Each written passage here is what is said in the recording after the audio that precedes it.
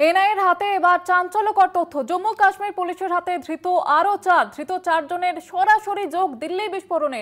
ধৃত মোজাম্মিল, আদিল, শাহিন এবং ইরফানের সরাসরি যোগ এমনটাই জানা যাচ্ছে। আরও চারজন ধৃত দিল্লি বিস্ফোরণ কাণ্ডে সরাসরি যোগ ছিল এমনটাই জানা যাচ্ছে এনআইএ সূত্রে। আবারও জানিয়ে রাখবো আপনাদের, এনআইএর হাতে চাঞ্চল্যকর তথ্য। জম্মু কাশ্মীর পুলিশের হাতে ধৃত চারজনের সরাসরি যোগ দিল্লি বিস্ফোরণে। ধৃত মোজাম্মিল, আদিল, শাহিন এবং ইরফানের সরাসরি যোগ এমনটাই তথ্য, বিস্ফোরক তথ্য উঠে এসেছে এনআইএর হাতে। দিল্লি বিস্ফোরণ কাণ্ডে ধৃত চারজনের সরাসরি দিল্লি বিস্ফোরণ কাণ্ডের সঙ্গে যোগ রয়েছে এমনটাই এনআইএ সূত্রে জানা যাচ্ছে। এবার চাঞ্চল্যকর তথ্য এনআইএর হাতে। আমাদের সঙ্গে টেলিফোন লাইনে রয়েছে প্রতিনিধি রিয়া মাঝি। রিয়া, কি জানা যাচ্ছে?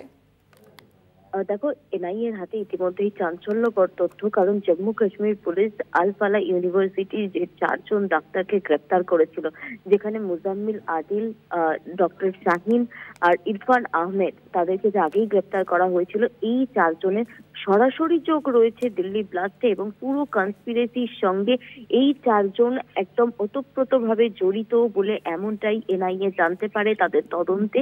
এবং তারপরেই তড়িঘড়ি এই চারজনকে আমরা জানি যে জম্মু কাশ্মীর পুলিশ গ্রেপ্তার করেছিল, এই চারজনকে নিজেদের হেফাজতে নেয় এনআইএ এবং তাদেরকেও কিন্তু গ্রেপ্তার করে নিজেদের হেফাজতে নিয়েছে এই চারজনকে।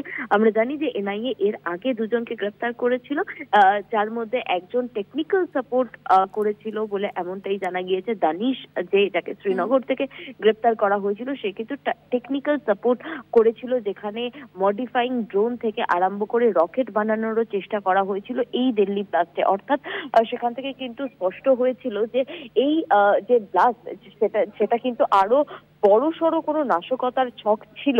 এবং তারপরেই যে এই চারজন, অর্থাৎ মুজাম্মিল, আদিল, শাহিন, ইরফান, এরা যে গ্রেপ্তার হয় এই চারজন জম্মু কাশ্মীর পুলিশের হাতে, তারা গ্রেপ্তার হওয়ার পর থেকেই কিন্তু বিভিন্ন জায়গা থেকে, অর্থাৎ আলফালা ইউনিভার্সিটির যে পাশে মুজাম্মিলের যে রেন্টের অর্থাৎ ভাড়া বাড়ি ছিল, সেখান থেকে প্রচুর পরিমাণের অ্যামোনিয়াম নাইট্রেট উদ্ধার হয় এবং সেখান থেকেই কিন্তু তদন্তকারী আধিকারিকদের সন্দেহ বা অনুমান হয় যে এই অ্যামোনিয়াম নাইট্রেট ইউজ করে তারা বড়সড় কোনো নাশকতার ছক করছে।